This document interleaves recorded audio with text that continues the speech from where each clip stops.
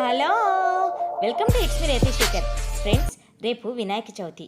వినాయకుడిని చేసుకుంటాము, మంచిగా అలంకరించుకుంటాము, అంతా ఓకే అండి. వినాయకుడి వెనకాల బ్యాక్డ్రాప్గా మీ ఇంటి చుట్టుపక్కల దొరికే ఆకులతోటి ఇలా చేసి గనక అలంకరించి దీని ముందు వినాయకుని విగ్రహం పెట్టి పూజ చేశారంటే చాలా చాలా బాగుంటుందండి. దీనికోసం మీరు మీ ఇష్టం అండి, మీ ఇంటి చుట్టుపక్కల దొరికే ఆకులు ఏవైనా వాడచ్చు. నేనైతే ఇది అడవి పత్తి అంటారటండి, ఆ ఆకులు ఉన్నాయి, అవి వాడాను.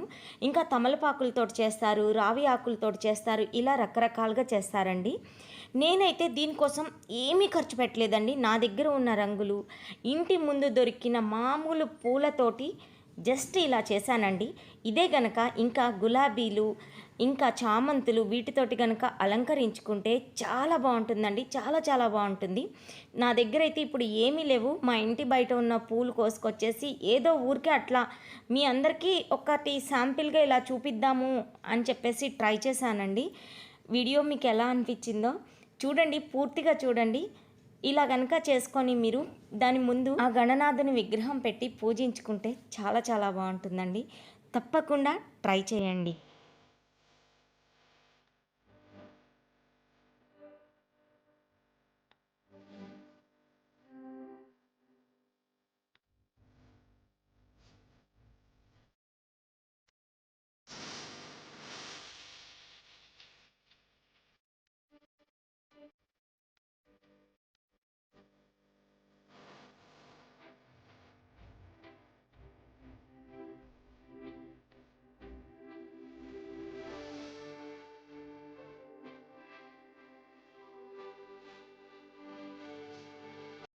అంతా అయిపోయింది కదండి. ఇప్పుడు ఇంకా డబుల్ టేప్ వేసేసి అంటించానండి.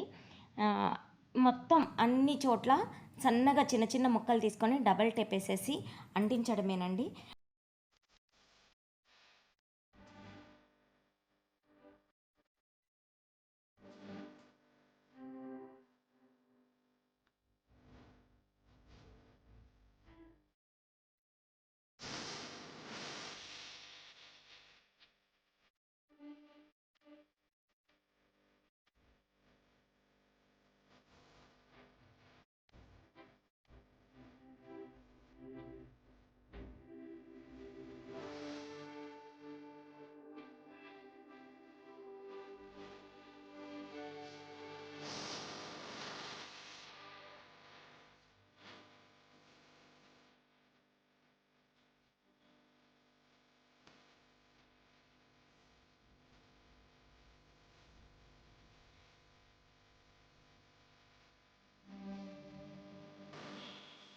ఇంతేనండి. ఇంకా మీ ఇష్టం, మీ దగ్గరున్న వాటితోటి చక్కగా అలంకరించుకోవచ్చు ఆ స్వామిని. దీని ముందు గనక గణనాథుని పెట్టి పూజిస్తే చాలా చాలా బాగుంటుందండి. ఇట్లా తప్పకుండా ట్రై చేయండి. ఇంకా రకరకాలుగా చేయొచ్చు. నా దగ్గర చెప్పాను కదండి, ప్రస్తుతం పూలైతే లేవు. అందుకని మా ఇంటి పెరట్లో ఉన్న తమలపాకులు, బయట ఉన్న గన్నేరు పూలు అవి తీసుకొచ్చి జస్ట్ ఇలా ఊరికే అట్లా చూపించాను. మీరు ఇంకా చక్కగా అలంకరించుకొని మంచిగా ఆ స్వామి పూజ చేసుకొని ఆ స్వామి కృపకు పాత్రలు కావాలని కోరుకుంటున్నానండి. కొండంత దేవుణ్ణి కొండంత పత్రితో పూజించలేకపోవచ్చు. ఆ స్వామికి ఇలాంటి ఆకులు, గరిక ఇవే కదండి ఇష్టమైనవి.